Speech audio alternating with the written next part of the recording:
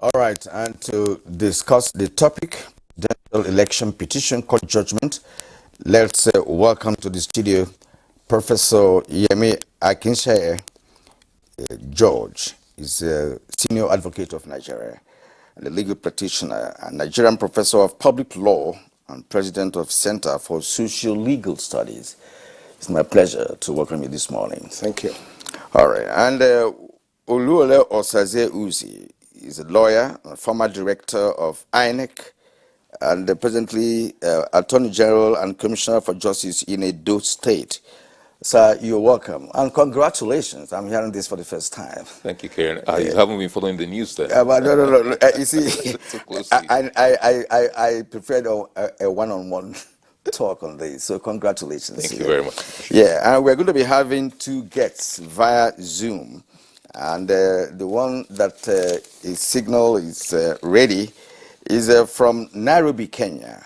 And he's Emmanuel Remi Ayede, Professor of Political Institutions, Governance and Public Policy, Department of Political Science, University of Ibadan. Professor Ayede, we're glad to have you with us from Kenya this morning. It's a pleasure to be on Good Morning Nigeria once again. We were expecting to have Dr. Osawaru Okunzua, public affairs analyst from Benin, much later from Oshu rather, in the course of the program. So, gentlemen, welcome to the program. And I want to start with our guest in Kenya. Perhaps you are in Kenya and you were not in Nigeria when the verdict was declared by the 5 justices of the Presidential Election Petition Tribunal yesterday. But of course, you've had the news, and I guess you also have been following proceedings since the petitioners went to court against President Bola Ahmed Tinubu. Let's get your take on the judgment. We'll do a kind of a holistic review of the judgment.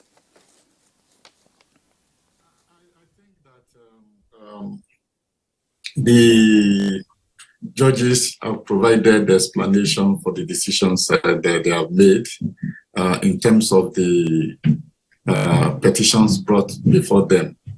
And one very interesting part of that judgment to me is the position, which has been probably one of the most controversial, that the Federal Capital Territory is like any other state, and therefore does not enjoy a special status that make it a of votes cast, 25% of votes cast in the FCT, a requirement to be declared winner. I think that it's one very important position that has been very controversial in the public space, which the court has decided. With regard to the other judgments concerning the claims in terms of whether a candidate provided sufficient ground to show that they have won the election, or whether INEC's failure to upload the result from the polling units as stated in the guidelines is required. All of those are positions that I think Nigerians don't think are very damaging to the quality of the election.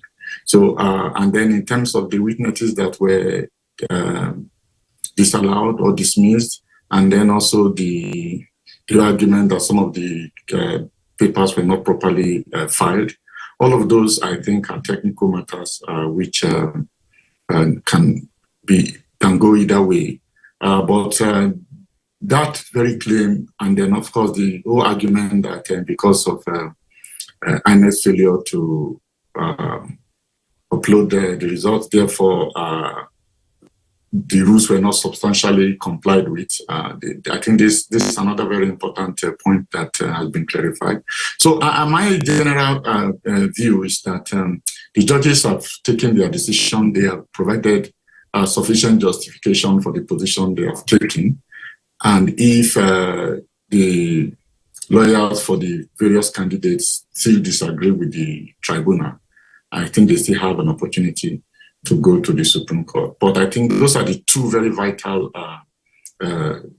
petitions that I think will make a difference. That of compliance, substantial compliance with the Electoral Act, and then, of course, the question of the status of the FCT in terms of whether the candidates need to win 25% in the FCT to meet the requirement.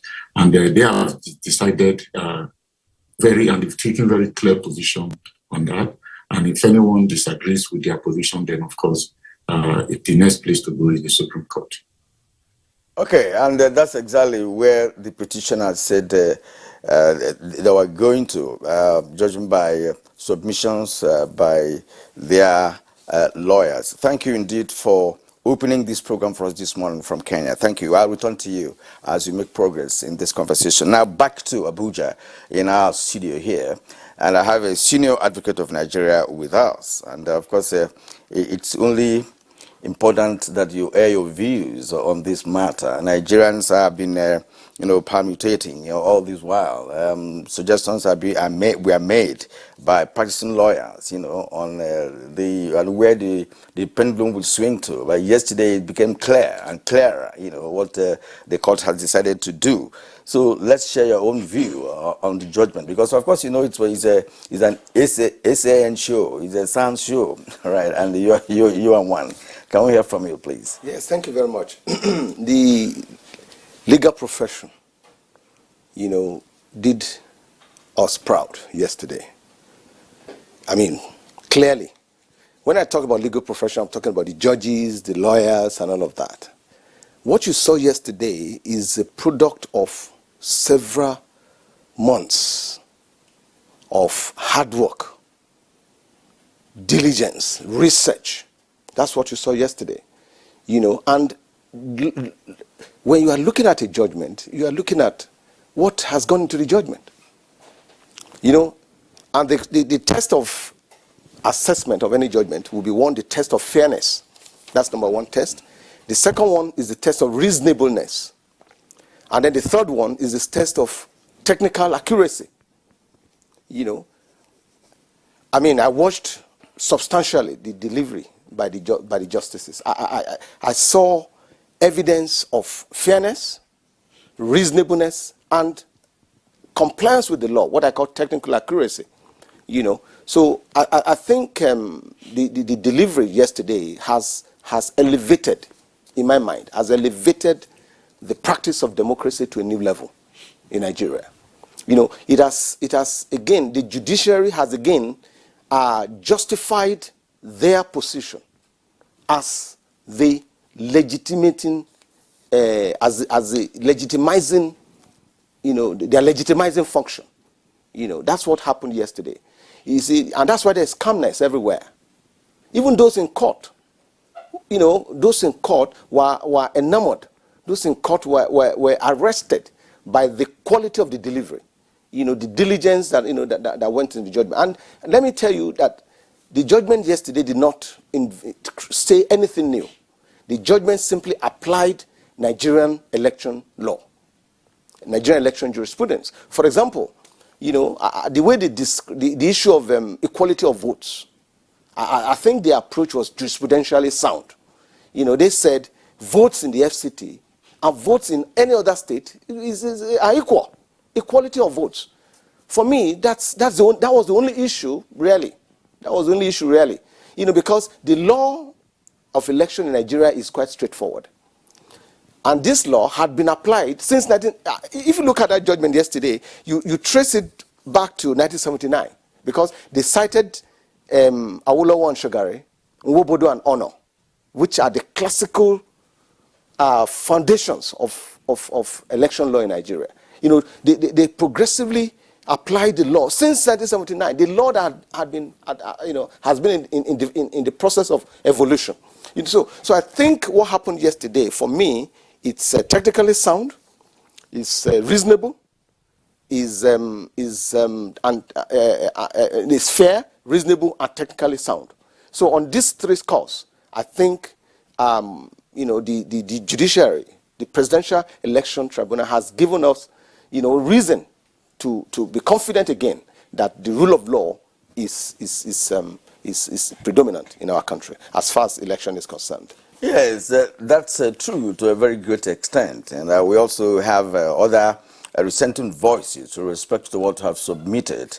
Because you're all lawyers and legal practitioners. We also hear from some of you who have been elevated to the status of Senior Advocate of Nigeria, who have also deliberated on this matter, gave their own views, published their own views, and what have you. But what they have said that is very unique here is that the court exhibited professionalism, high level of professionalism in their research that culminated in spending over 12 hours delivering a judgment.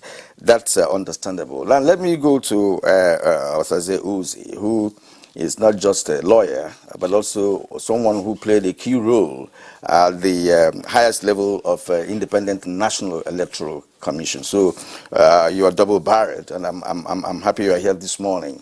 Now, look at the judgment. Before I take you on some specifics, with respect to our next, input in all of this, but look at the judgment holistically to say, look, what is it for you in this judgment? Your general assessment of it. Thank you very much. Good morning, viewers. I defer to Leonard, Senior Advocate of Nigeria and Professor of Law, a very distinguished and a respected legal practitioner of many years standing. But I wish I could agree with him on all the issues he has raised, and I wish that Nigerians on the streets will agree with him on all the issues raised. Some will not, and there are some issues I agree with.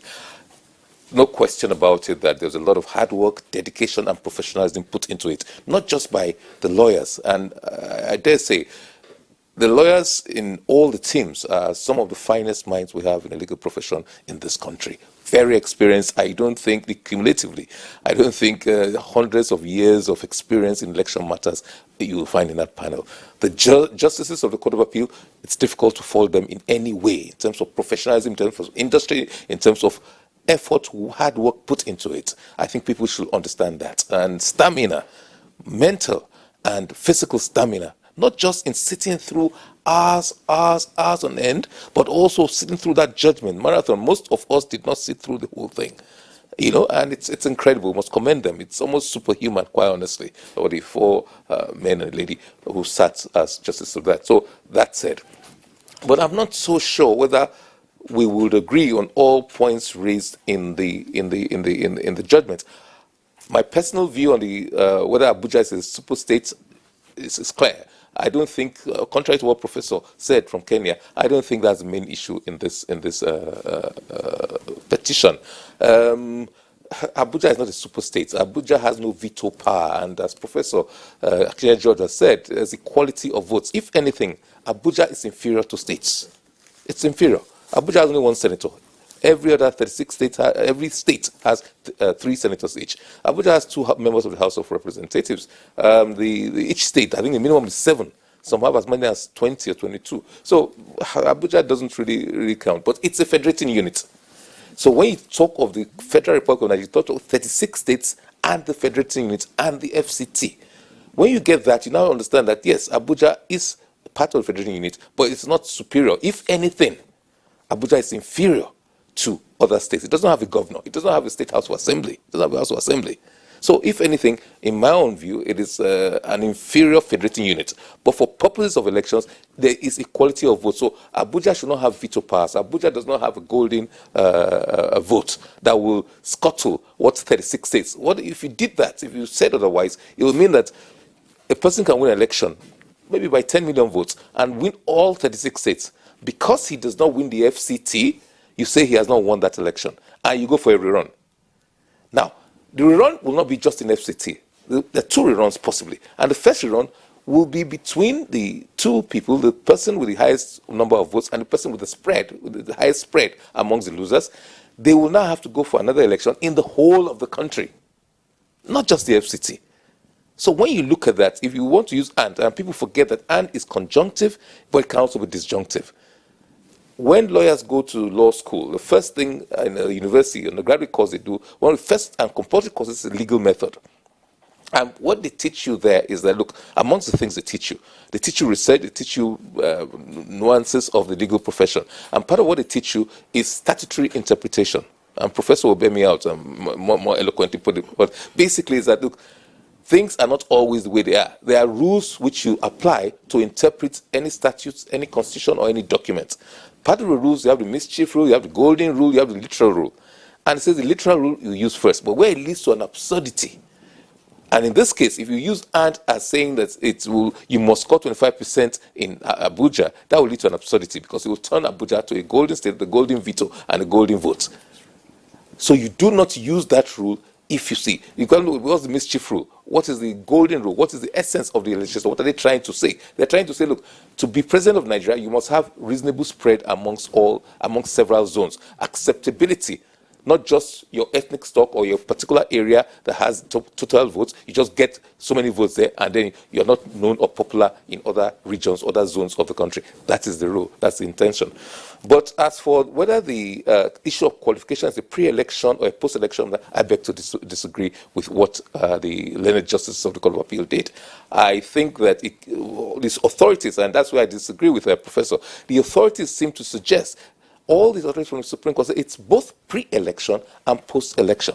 The difference is who can approach the court. If it's a pre-election issue, only persons of that party who took part in the election can approach the court, have the locus to approach the court.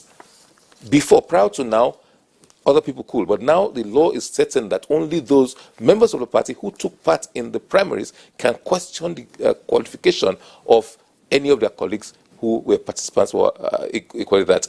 But when it's a post-election, when it's a petition, any political party that took part in the election is entitled to question it. So that, I think, I differ from the judgment of the Supreme Court. Then there's the issue of uploading of the beavers. And this is a new thing. So we cannot go back to 1979, we cannot go back to 1989, we cannot go back to any other time but post-2022. And the law is clear. I don't know why the emphasis is on the guidelines. The law is superior to guidelines. The Electoral Act does say that before collation, you must upload to the rep, you must compare the scores of votes the scores of the accredited number of people as appears on the beavers machine with what is stated in this result sheet EC8A. First of all, that's the first thing you do. Once it tallies, you go ahead. If it doesn't tally, then it's a problem. You don't collect that result. The second thing you do is to collect the results, you must look at the scores from the IREV, uploaded from the polling unit. Actually, it doesn't use IREV. The law says take the scores from what is uploaded from the polling unit. The collation officer is supposed to see what is uploaded in polling unit and compare for each polling unit. At the first collation level, each polling unit, what was scored by party A, B, C. You compare the total scores and you compare with the results that you have. Until you do that, that's a precondition to collation. That was not done, and so I disagree that INEC had the discretion. The discretion was removed from INEC and put in the law. The law haven't said so. You cannot depart from it. What effect that had, because each political party had the EC8A, the physical result. What effect that had in the overall as to who won, who did not win, is a different issue entirely. Okay. I'm learning new things. You know, it's a legal method you talked about. Yes. On the issue of a 25% of Abuja status that you mentioned. Yes. And we've also heard and read from SANs in this country on this matter. And the most recent on the matter could be that of Buhari versus Yar'Adua and Obasanjo's case may be. But I don't want to go to that, because that's not the only issue raised at the court, by petitioners. There are other, technicalities. But the legal method you talk about, that means you say if and is a conjunction, it can also be something else. It can be disjunctive. Conjunctive. So yes. Are we manufacturing our own English or something, or is it an interpretation of it? But when you say and, it's automatically conjunct. I don't know, it's not maybe in terms of interpretation, yes. Using legal method of what the and can be disjunctive. That's what I've learned now. Conjunctive. Okay. Use statutory interpretation, canons of interpretation, or rules of interpretation. Okay, all right. Yes. All right. Okay. Let me return to Kenya once more to Professor, who joins us via Zoom. Remy Ayede, you listened to other guests speak specifically on the 25%, which you started with, in your opening remarks. That's not to say that we are going to, remain on that, but you can make your comments, on their own position in that respect. That there are other aspects of the petition that we have not really raised, and that is uploading, of results from the polling unit, which of course the court said is discretional in terms of INEC choosing what to do. Perhaps if in case in the process of conducting the election, and perhaps there's a hitch here and there, you could take a decision to say, look, I can get these results without abiding by what was agreed originally, which is to upload the results. Let's hear from you on all of this, and perhaps other areas you may like to touch on with respect to the judgment yesterday. Thank you very much. I like what the former INEC person talked about, because we need to look at the principle, because this is very important in politics. Why, for instance, would the Constitution require 25% in the Federal Capital Territory?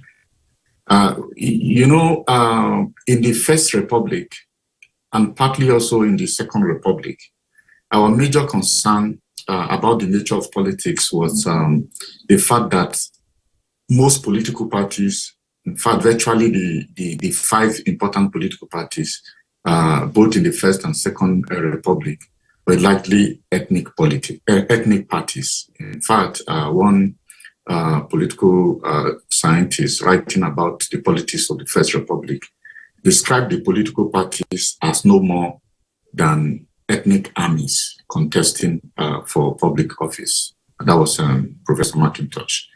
And when we got to the Second Republic, the idea was that we have to find a way to ensure that parties are not confined to the ethnic group or geographical region of their founders.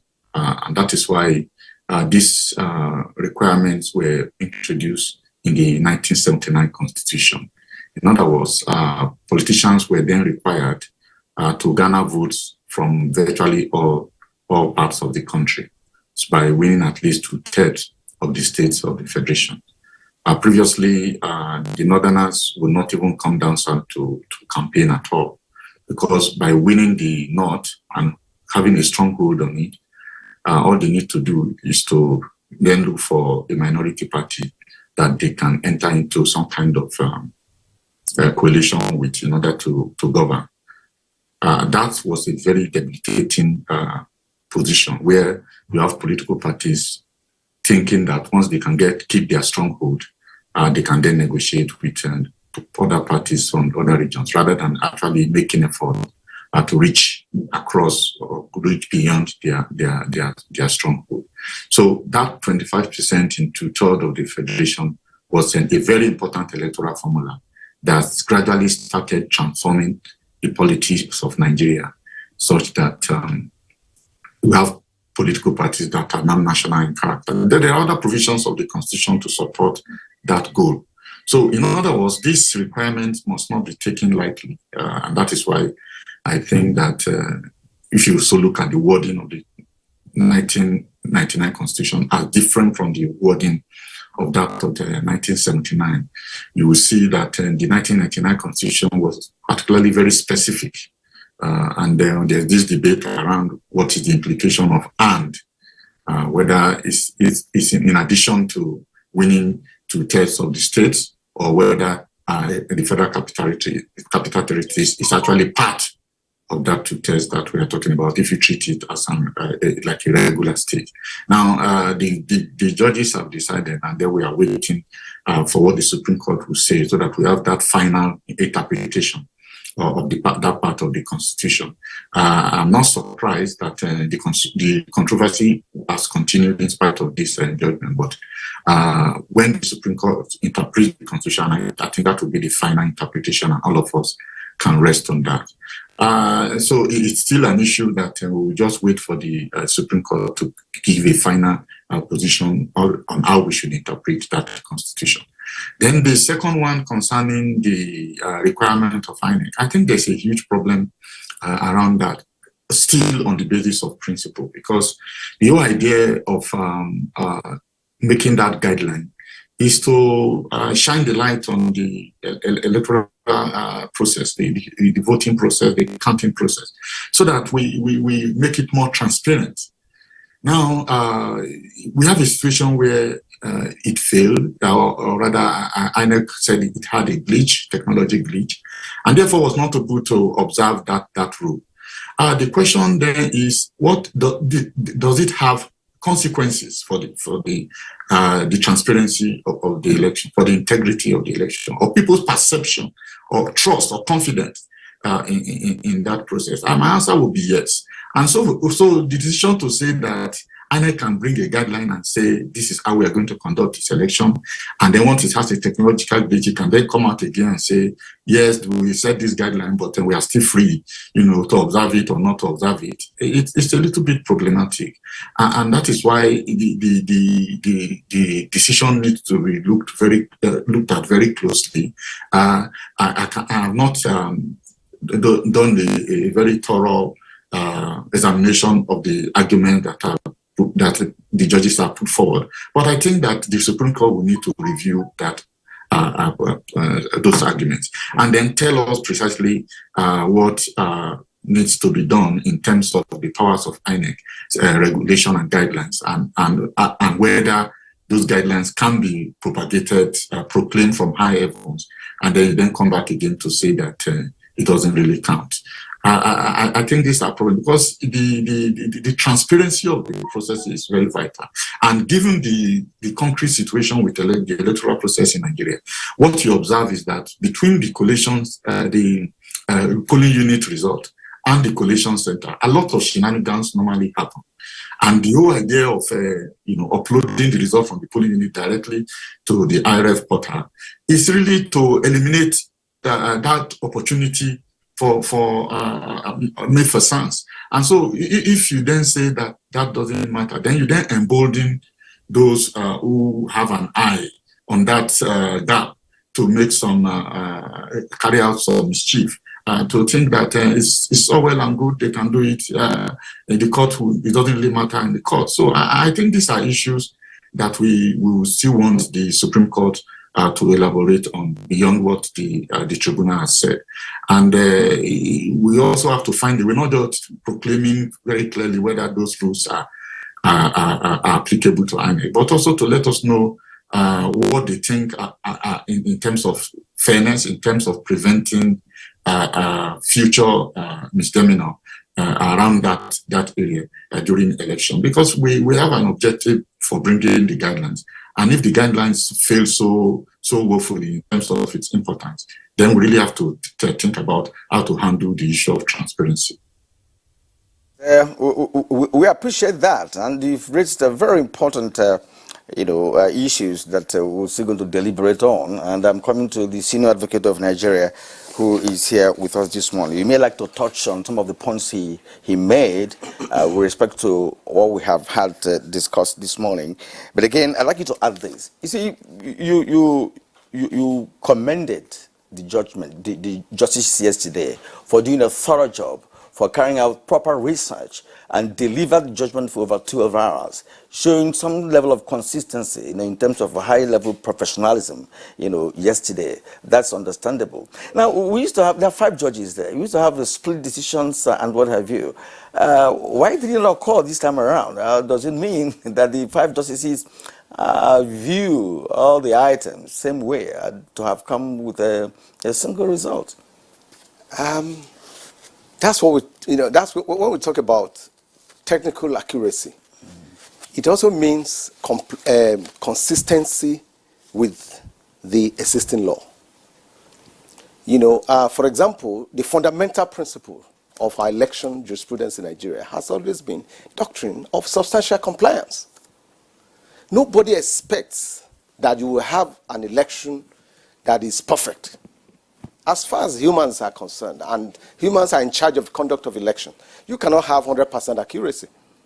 So the Supreme Court, the Court of Appeal yesterday, has re-emphasized that fundamental principle of Nigerian law, which is called the requirement of substantial compliance.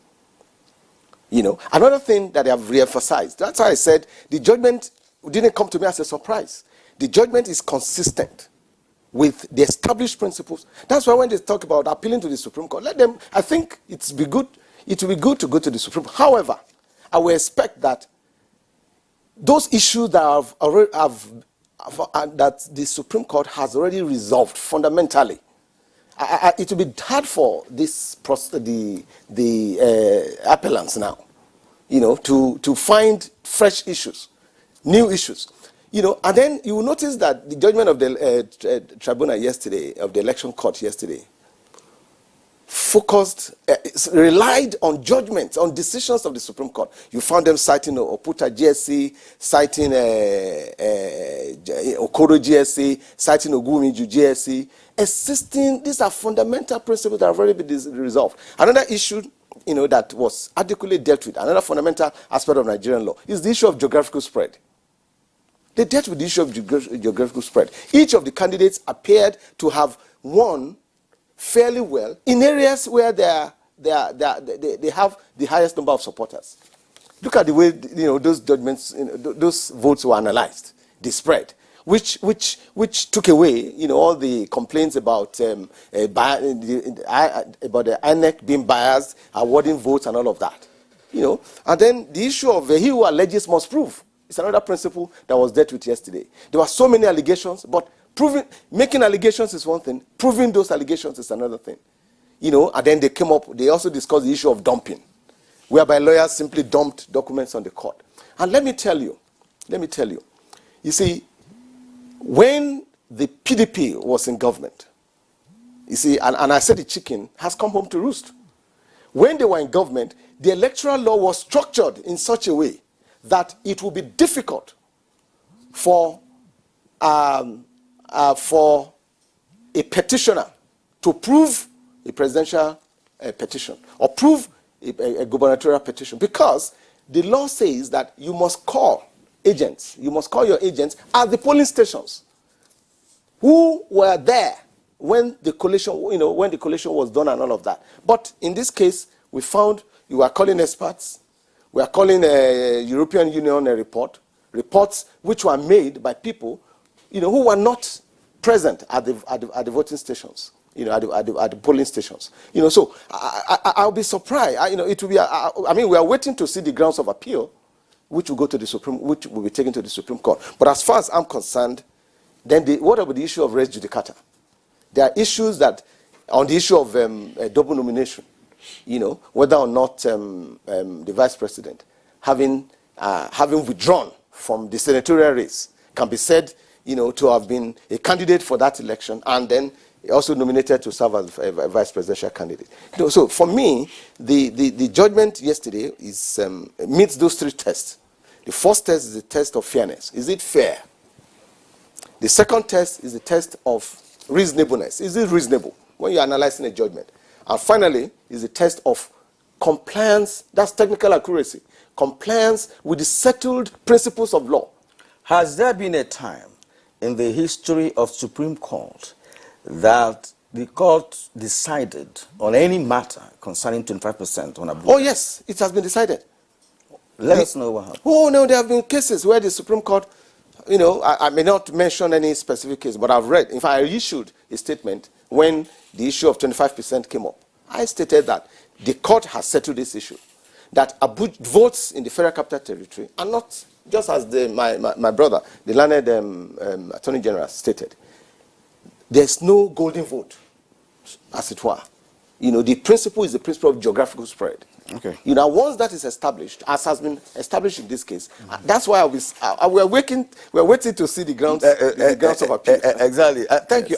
And that will take me back, to what Professor Ayede mentioned with respect to how did it come about in the first place? Because of ethnic politics that evolved over time. And with respect to dealing with that, yes, that the issue of, okay, fine, you could well win in your domain, but then there's a central place, where nobody owns. that for you now to establish yourself properly, they have to get some percentage of votes in that environment based on the fact that it is not owned by anybody, and that the areas that are owned by people, you could well win there. That could be the philosophy of talking about and Abuja in the first place. Let's not go back there. But that's his own analogy. Yes. All right. And of course, Osase also told us what he felt about it as a lawyer as well. And you're also a lawyer. Now, let me take you on the issue of INEC, on the compulsory nature of uploading, from the polling unit. All right, because emphasis, has been laid on that several times by the appellant to say, look, that the head of the INEC has on several occasions publicly pronounced that it is even criminal if you don't upload and what have you. I don't know, but from what we heard yesterday, it became clear that the true position of the justices is this, that look, INEC has the responsibility to collate and declare results, and they can discretionarily take a decision on how to do it and deliver. What is your concern on this aspect? My concern is that is not born, my understanding, not borne out by the understanding of the Electoral Act itself. And that's one of the revolutionary things that the Electoral Act of 2022 introduced that makes it different from all previous 2001, 2002, and all 2010 electoral acts. And that's what I thought I had disabused people's minds. But I listened to Professor Remy from Kenya. He keeps referring to the guidelines. The guidelines, in addition, but superior to the guidelines, is the Electoral Act. And Electoral Act is you have to. It's mandatory. You upload results from the polling unit. It's re-emphasized by the guidelines. Yes. But the act is superior. And these pronouncements, ex cathedra by the chairman of the commission, that's important, but that is not statutory. It's important, but not statutory. But we can say he's stopped, but electoral act is dealt with by statute, by laws, by guidelines. So, but you can say I was misled by the officials of INEC when they said they promised, they reiterated, and if you listen to all their remarks, they're reiterating based on the law and the guidelines. Now, the law did not provide what will happen if there's a technical glitch. As it were, the law deals with absolutes. Do this, do that. For it to be valid, you must do this. Having not done that, and INEC says, oh, there's a technical glitch. Unfortunately, that was not taken care of by the Act or by the guidelines. The guidelines, to the best of my knowledge, were never amended to take care of where there are technical glitches. Before you start collection, the Act itself says you must compare those things transmitted from the polling unit. The re-emphasized in the guidelines. The guidelines says, look, before you do that, it gives more details about what the collation officer has to do and what the presiding officer in the polling unit must do. Before immediately you finish the results, you enter it into the ECHA, you scan that ECHA, and you upload it. The next level is the level of collation. You must do that. Every level of collation, you have to do that. The discretion, with due respect, is not with INEC, because the Act itself states so in mandatory terms. Sir, what is the difference between law, guidelines, and Act? Okay, good.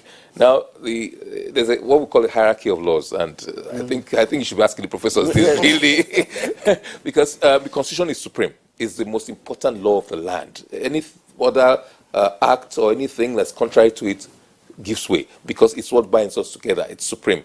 Next in the hierarchy of laws is an act of the National Assembly on things that the National Assembly can legislate on. That is the next thing to an act, and is valid for all purposes. It gives flesh to the constitutional provisions. Next to the National Assembly Act are guidelines. That's subsidiary law. They are guidelines. They are made by executive bodies, pursuant to powers donated to them by acts of the National Assembly or by the Constitution. So where there's a conflict between guidelines and an act, the guidelines will give way to the provisions of the Act. Where the Act has not made provisions, then you give details in your guidelines. So the Act is like a skeleton. The guidelines now gives flesh and blood to that skeleton. The skeleton is upright structure, the superstructure that gives power to guidelines. An ordinary man like myself, Yes. Would ask, why do we now have to bring in law, bring in guidelines, bring in Act on one particular issue that will now begin to make it easy for manipulation? I mean, what you call lacunas, in terms of implementation, because what happened is that trying to implement the Act on the act establishing the guidelines that INEC followed for this election, you see little discrepancies here and there, manipulative tendencies and what have you, comes up based on the established law. You see, my worry is this, sir. We keep talking about law reform, and law reform. Yes. And one would have asked, what has been reformed? And why is it a difficult thing to be able to define an act by lawyers or science? I mean, you have an act, subsections and what have you, yet it is problematic to even discern when both learned persons will be arguing on a matter that's been specified, in a document called Constitution. That's what worries ordinary Nigerians. To say, look, yes, like you said, you have to prove something. Something happened. You go and prove it before it becomes factual. That's understandable. But then, in trying to prove such things, and you have some lacunas or some stumbling blocks along the line, proving will ordinarily become difficult. So I want to introduce a new guest. I hope he's there with us now. From Osogbo, the Osun State Capital, Dr. Osawaru Okunzoa, Public Affairs Analyst. He's also a regular on Good Morning Nigeria. Dr. Okunzoa, you're welcome to the program.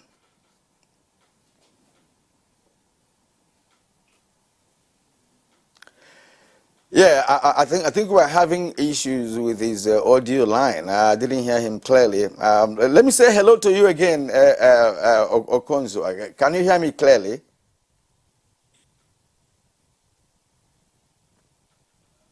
All right. Our technical crew will do something about that, so we can have a clear signal from Osogbo. Well, let me go to Kenya once more, where we have one of our guests. Prof, you've listened to other guests and the issues I have raised in trying to do analysis of the submissions from the guests, and you may want to touch on one or two things concerning their own submission. But again, is there an issue with our constitution that requires to be amended? We have been amending and amending like other constitutions in other jurisdictions, but somehow after amending our constitution or even doing some law reforms, we still find it difficult to practice in such a way that Nigerians will be satisfied with what we may call a judicial dividend of democracy. Well, I don't think in this particular case that we have an issue of constitutional amendment. I think that if you even look at the amendments we have made so far, majority of the amendments relates to the electoral process. So in terms of elections, I think that we have had more than the fair share of constitutional amendment in that area. What we have that we are discussing so far, it's matters that relate to movement, as Dr. Uzi has mentioned. If you look at the hierarchy of the laws, when you get to the question of the Electoral Act, you also notice that after several amendments of the 2010 Electoral Act, the 2022 Electoral Act has repealed that Act. Now we have a fresh, a new law concerning all of this. What we have on the ground is a matter of interpretation. I think largely that is. And then we also want to know, for instance, what is the status of the guidelines issued by INEC? Because for me, that is actually the crux of the matter. If the guideline, for instance, as Uzi mentioned, is a subsidiary law, which is, of course, it's not as strong as the act which inspires it. The question is whether that a guideline binds INEC, because that's actually the crux of the matter. So for instance, if you look at it from the principle of fairness, will you give out a guideline and then circumstances makes it impossible for you to follow your own guideline? What are the consequences of that situation?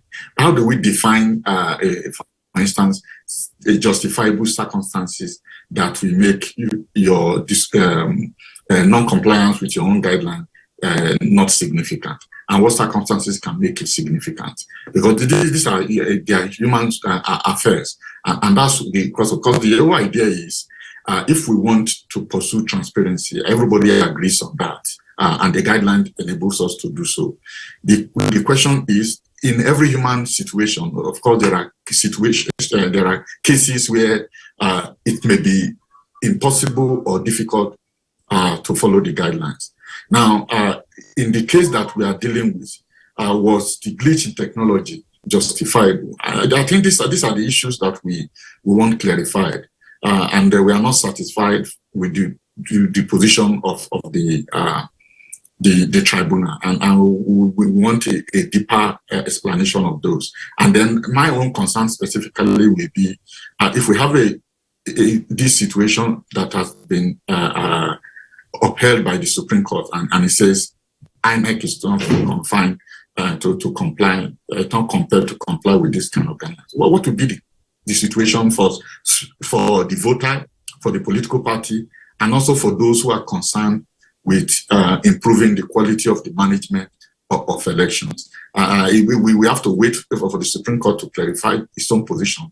Then what will then be left for us is to begin to think around it in terms of administration, in terms of management, and so on and so forth. That's my concern with that. So it's not necessarily about constitutional amendment. It's about if you have to move from, as an executive body, from the powers that are given to you to issue some kind of directive, what circumstances will make you not comply with your own directive?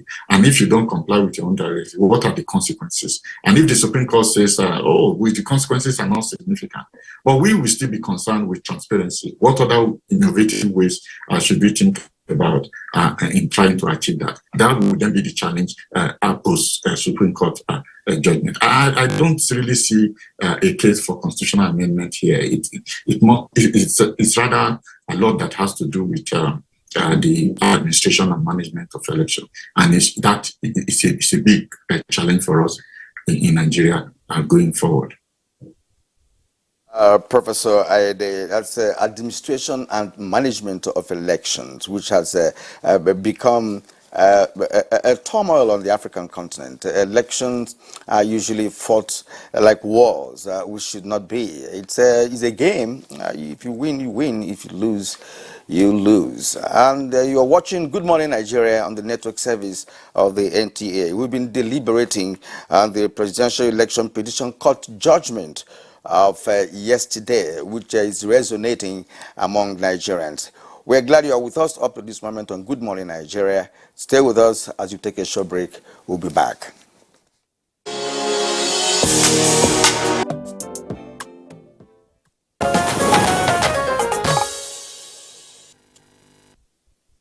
All right, you're welcome back, and we are glad to know that you're still with us up to this moment. You're watching Good Morning Nigeria on NTA network service. And we're back to the studio here from Kenya, and I have my guest in the studio still with me.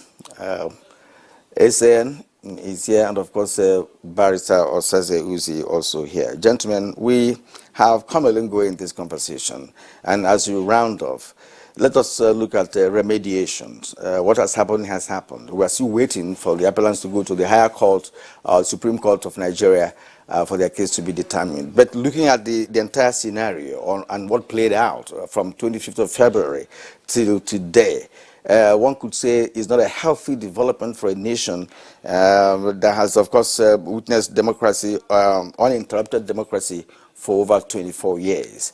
And so where do we begin from in terms of remediation? Do we really need to do more in terms of guidelines or acts guiding elections in Nigeria? Do we have to go back to all of that again to see how we can fine-tune what has been done?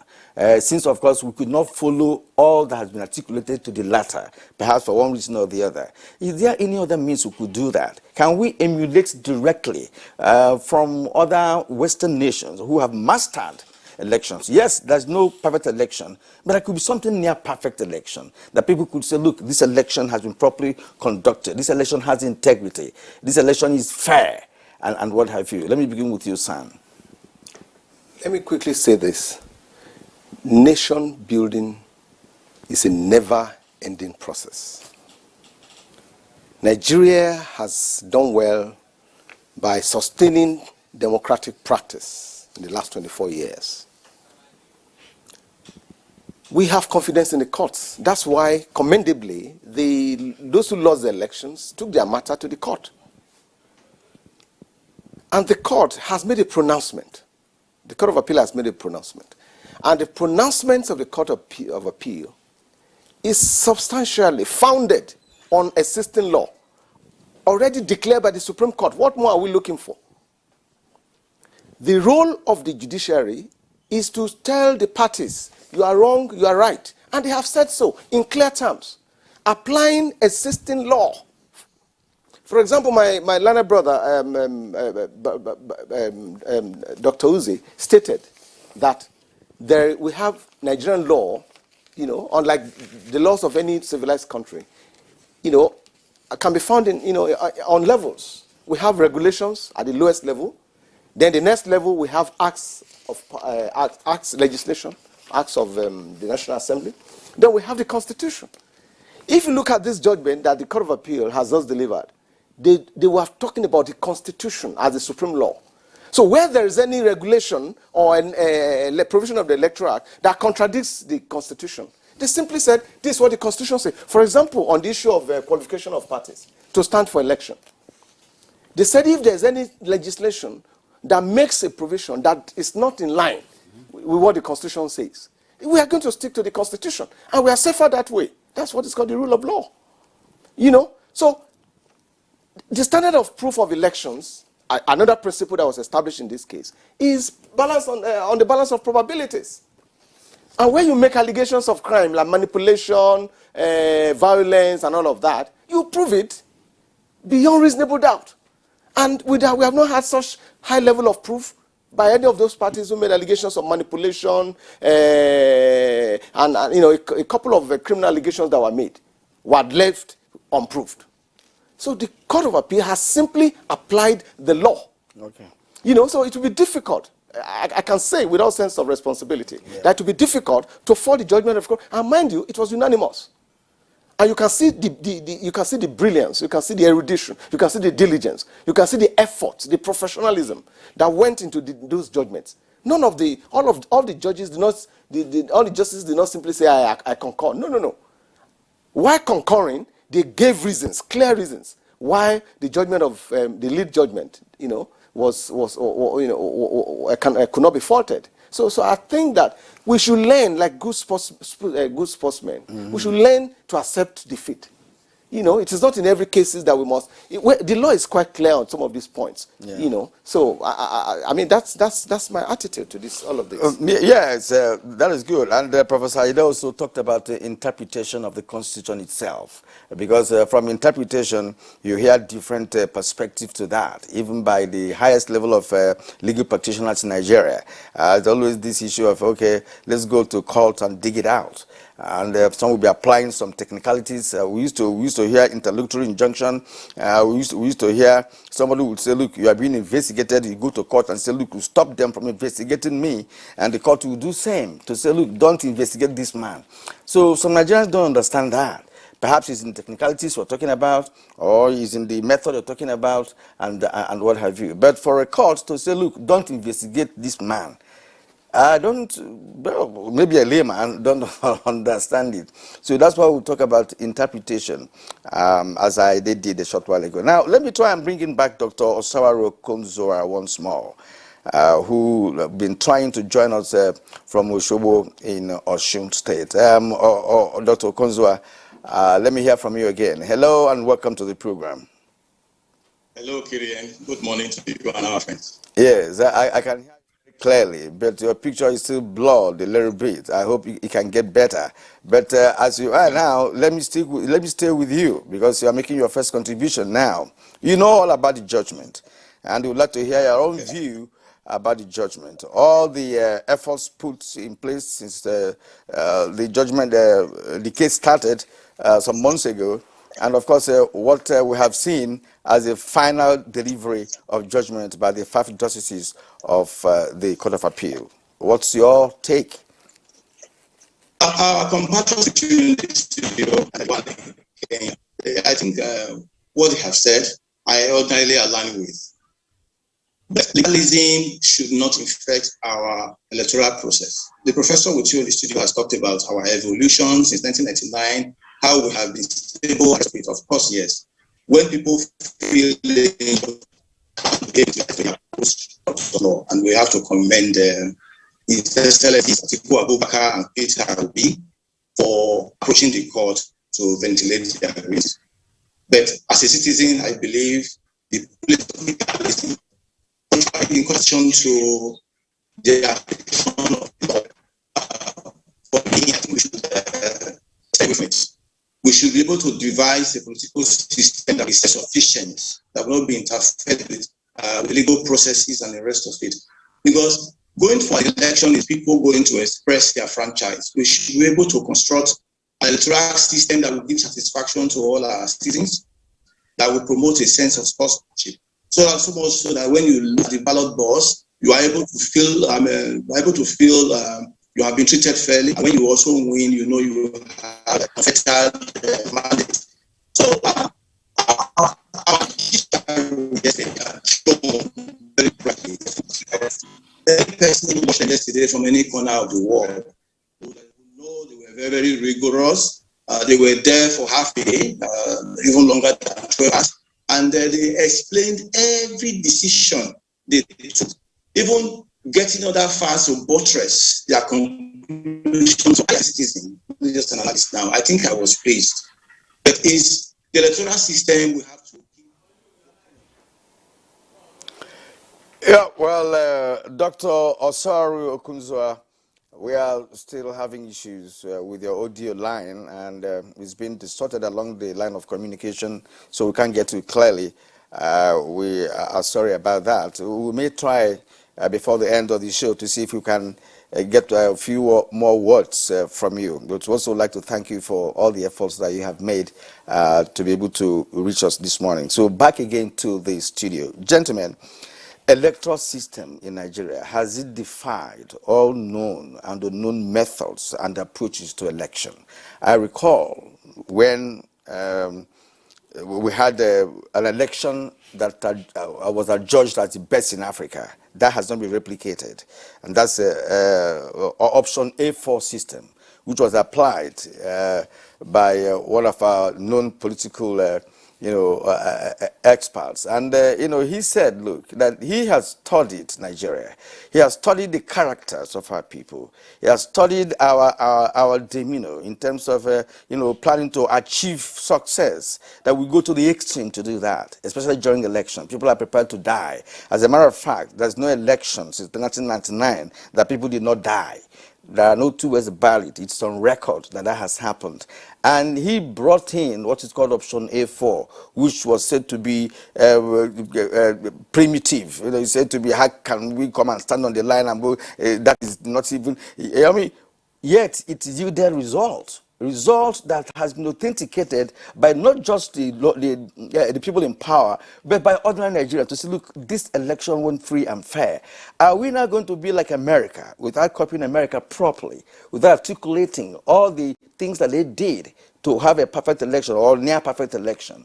Can we go back to option A4, something that we can understand? We may have been learned, we may have gone to school, but the point is, when we want to deliver, we want to implement anything in this country, it becomes a problem. So, is it not character? It's not in our blood to do that. So, option A4 solved the problem, a problem of integrity in this country when it comes to election. You could say it's crude, whatever it is. Or says you've been in election business for a while, for a long time. And you know that even Yaradua, when he came to power, said, the election that brought me was not good.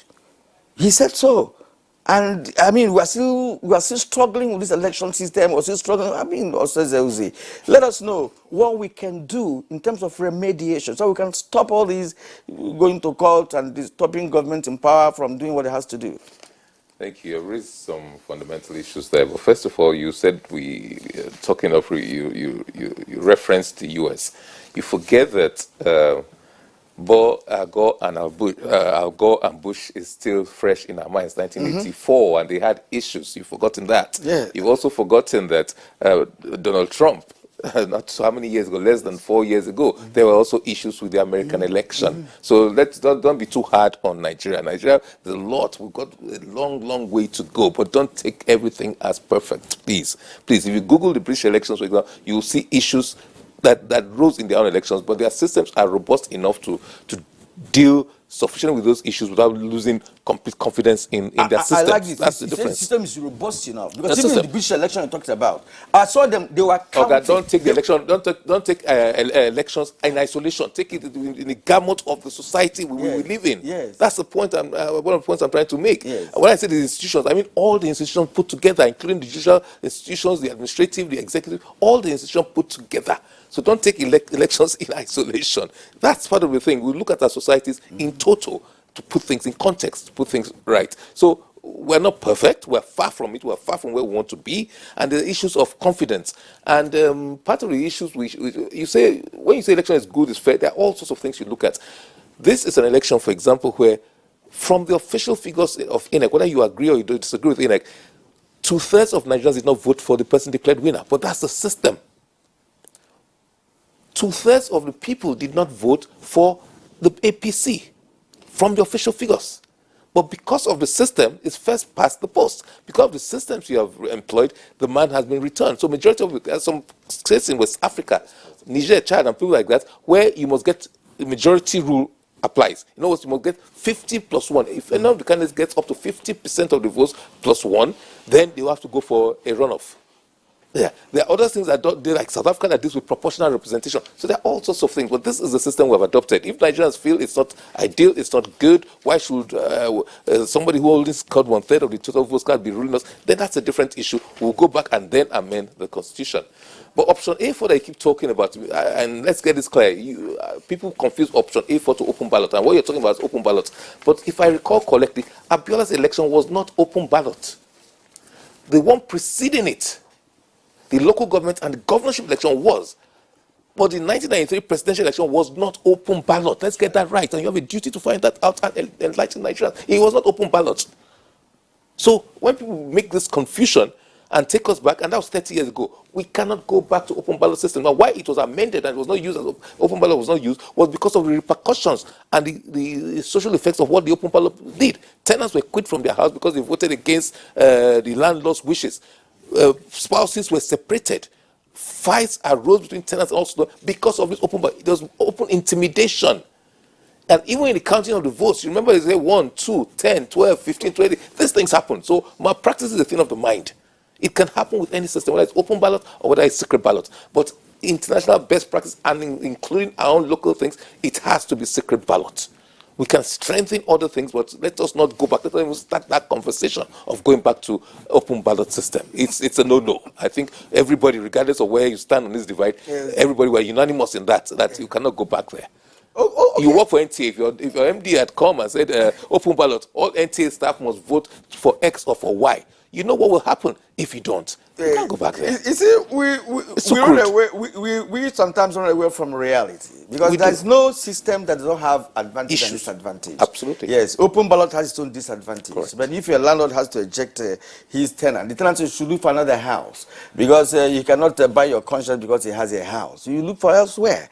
But if you can solve the major problem of elections, that would be better for the nation. Collectively speaking, that's from my personal opinion, which I shouldn't share in the first place. All right, now let's return to Kenya. We are rounding off the show gradually, Professor Ayede, and you listen to Osaze. I was trying to introduce option A for the timid and antiquated system that yielded results, but Osaze did not tell us whether he did not say that the election of that year, 1993, was the finest in Africa. The result was the finest in Africa, like everybody agreed to. So what's your take, briefly, please? I don't think it's necessarily because there was open ballot or even that there has been experimentation with option pay for. I think the real challenge was that people were just fed up of military rule, and they wanted to just move on to a democratic government. And people behaved contrary to the expectation of the military government that was looking for excuses, to postpone the transition. So it's a different environment. But I think one problem that we need to address, which I think it was former Governor Khaled Fayemi was talking somewhere about adversarial politics, that when they see what is right for the country, they pretend that it is not right simply because they just want to win power by all means. I think that's one problem that we need to deal with. We need to get to a situation where through either institutional change or even through change of law, we can get the kind of behavior that we expect from politicians and also from citizens. I think that we have a lot of work to do, and we must recognize the fact that we are just like every other human beings in any other country that there is, and we need to do some kind of social engineering, and meaningfully so, rather than just paying lip service. Power must not be an end in itself. Power must be an end towards development, towards making life abundant for citizens. Once we're able to agree on these basic principles of governance, then we can begin to even change our laws if there is need for them to be changed, and then we will achieve the kind of purpose that we seek. I think currently there's still no consensus among politicians and the political elite. They are still struggling to the death on the access to political power. Once we are able to settle some of those basic things about governance, we'll be able to improve on the quality of our election. But in the meantime, I think that INEC has a lot of work to do. It has tried, and it will have to continue to strive to make the election management system better and better. But our hope is not lost, and I think that the fact that we have opportunity to even go process the challenges through the legal process is also create some kind of stability and hope. Elections don't give us final victories. They are temporary victories, and politicians need to understand that. Gentlemen, I'm not trying to have much on option A for open ballot or what have you, but when you say that people were in a hurry to take away power from the military, we had two candidates who vied for the election. One had the Muslim ticket. It never happened before, but people voted for that ticket, and they won outrightly everywhere across the nation. No discrimination, nothing. There were two candidates. It was not necessarily to remove the military, but we had a good judgment by the voters at that time. We are rounding off, as I said earlier. Your final thoughts on this subject matter? Yeah, thank you very much. When we talk about democracy, what underlies democracy is what is the democratic ethos.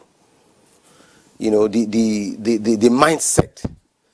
What the candidates, the petitioners have done in this case is they have expressed their confidence in democracy by going to the courts.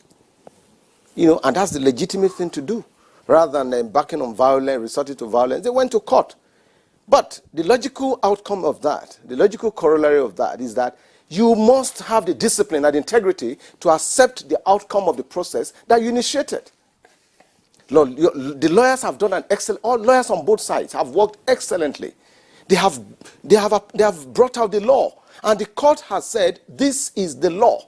And I have told you by my research of over 30 years, what this court of appeal, what this election court, the election court has done is they have applied Nigerian law as we know it. And my brother, the learned Attorney General Oluwole Uzi, has stated that the principle in Nigerian law is first past the poll. That's what the law is at the moment. All right. So if we are not changing that law, we must have the discipline to accept the application of that law. All right. Okay, gentlemen, it's been a wonderful conversation this morning. We've learned a lot. Nigerians have also learned a lot from these legal luminaries, if you like. And I'd like to begin to appreciate them. Professor of Public Law and President Center for Social Legal Studies, Professor Yemi Akinseye George. We thank you for being here this morning. Thank you. And for sharing your thoughts with us. Dr. Oluwole Osaze-Uzi, who's a lawyer, former director of voter education and publicity, INEC, now Attorney General of the government of Edo State. We thank you for finding time, with your new title, finding time to be here this morning. Thank you. Thank you for having me. We appreciate that. I would also like to extend this appreciation to our guest via Zoom from Kenya, Professor Emmanuel Remi Ayede, Professor of Political Institutions, Governance and Public Policy, Department of Political Science at the University of Ibadan. We thank you indeed. And I hope you're having a good time in Kenya out there. Dr. Osawaru Okunzua tried to reach us, made a lot of efforts, but we had him very briefly. We'd like to thank him too for being with us this morning on Good Morning Nigeria. All right, next perhaps. All right, we don't have time for the other segments we earlier promoted, and at this point I'd like to thank you immensely for being part of our show today. Do same again tomorrow when we return with a fresh edition of Good Morning Nigeria on NTA Network Service. I am Kirian Umayo. Do have a great day.